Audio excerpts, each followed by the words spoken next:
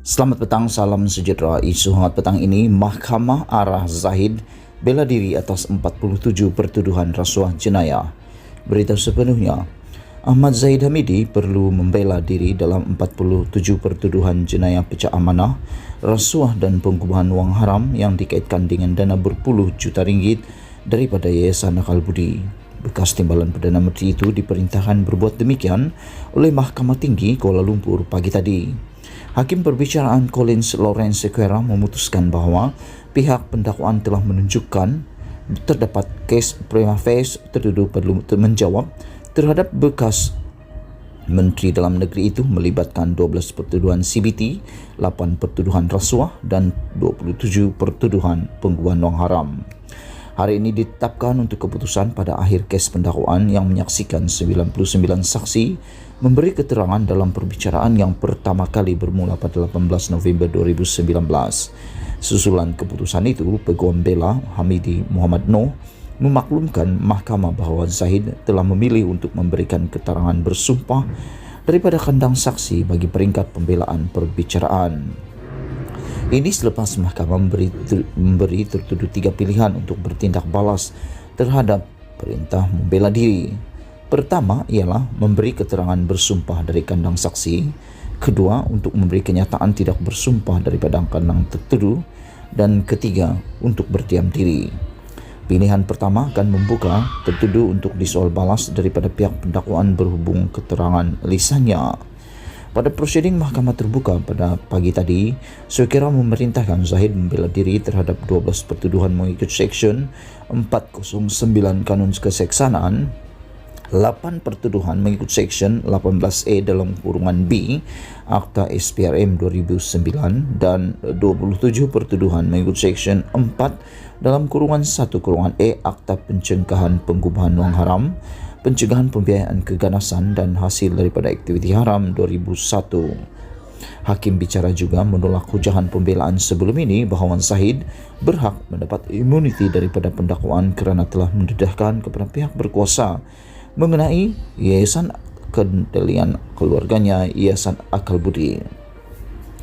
Berkenaan dengan hujah imuniti, selepas mempertimbangkan hujahan daripada kedua pihak, saya mendapati tiada merit dalam pertikaian bahawa tertuduh berhak mendapat imuniti ke atas pertuduhan berkaitan, kata Sequeira.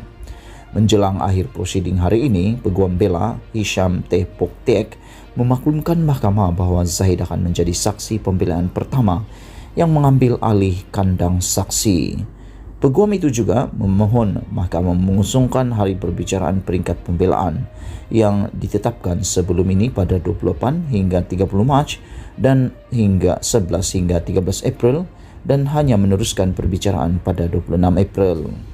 Hisham berkata ini kerana pasukan pembelaan memerlukan masa untuk menemubual 37 bekas saksi yang ditawarkan oleh pihak pendakwaan sebelum mereka boleh memutuskan saksi mana yang akan dipanggil untuk memberi keterangan bagi pembelaan Zahid. Peguam itu menambah bahawa pada masa ini mereka secara tentatif akan memanggil 20 daripada saksi tersebut. Sequeira kemudian membenarkan permohonan mengusungkan beberapa tarikh perbicaraan yang ditetapkan sebelum ini dan bagi peringkat perbicaraan pembelaan disambung semula pada 26 April. Peringkat pembelaan perbicaraan rasuah Zahid ditetapkan dari 26 hingga 28 April, 23 hingga 26 Mei, 27 hingga 30 Jun, 4 hingga 7 Julai, 22 hingga 23 Ogos, 29, 30, 19 hingga 22 September serta 26 hingga 29, 17 hingga 20 Oktober serta 31 dan 1 hingga 3 November serta 7 hingga 10. Ketika ditemui media selepas prosiding hari ini, Zahid berkata beliau akan akur dengan keputusan mahkamah.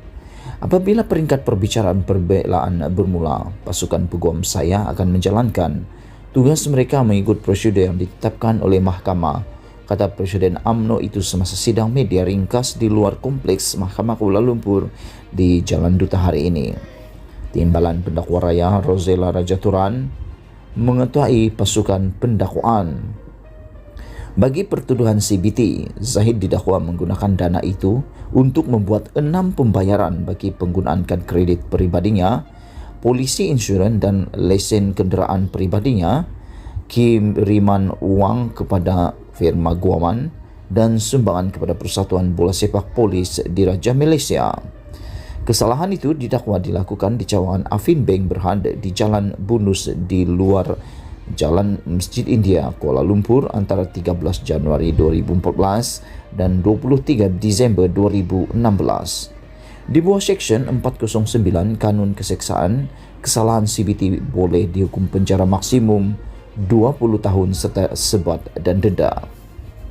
Berhubung dengan 8 pertuduhan rasuah, Zahid dikatakan telah menerima rasuah daripada 3 firma, Mastoro Kenny IT Consultant and Services, Datasonic Berhad Group Berhad dan Profan Radian Sendirian Berhad sebagai dorongan untuknya dalam kapasitinya sebagai Menteri Dalam Negeri untuk membantu syarikat berkenaan mendapatkan projek MyEG, membekalkan chip pasport dan masing-masing dilantik sebagai pengendali pusat sehenti visa migran di Pakistan dan Nepal.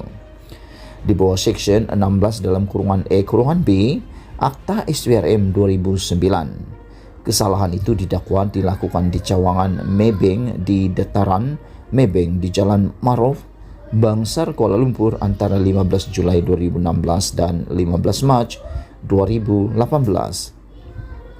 Berhubung 27 pertuduhan pengubuhan wang haram, ahli Parlimen Bagan Datuk itu didakwa terlibat dalam transaksi langsung membabitkan pendapatan daripada aktiviti haram antara 26 Mac, 29 Mac 2016 dan 11 April 2018. Kesalahan didakwa dilakukan di Malayan Banking Berhad, Dataran Malayan Banking Branch Level 1 Tower E, Nombor 1 Jalan Maruf Bangsar dan Marhaba Enterprise Sendirian Berhad, LG 1.15 Fahrenheit 88179 Jalan Bukit Bintang, Kuala Lumpur antara 29 Mac 2016 dan 11 April 2018. Semasa perbicaraan peringkat pendakwaan yang bermula pada 18 November 2019, 99 saksi dipanggil untuk memberikan keterangan, termasuk bekas pegawai khas Zahid Hamidi, pegawai khas Zahid Wan Ahmad Wan Omar serta bekas setiausaha eksekutif tertuduh Mejar Mazlina Mazlan Alais Ramdi. Saksi terkenal lain yang mengambil pendirian untuk pendakwaan ialah B. Muralidharan, rakan kongsi firma guaman Lewis & Co dan pengurup wang Omar Ali Abdullah. Zahid juga mempunyai perbicaraan rasuah berasingan yang sedang berjalan di hadapan Mahkamah Tinggi Shah Alam membabitkan 40 pertuduhan yang dikaitkan dengan sistem visa VLM. Sekian isu hangat petang ini. Jangan lupa tinggalkan komen anda. Sila tekan butang subscribe. Malaysia kita punya, kita jaga sama-sama. Cintai Malaysiaku. Kita jumpa lagi. Bye-bye.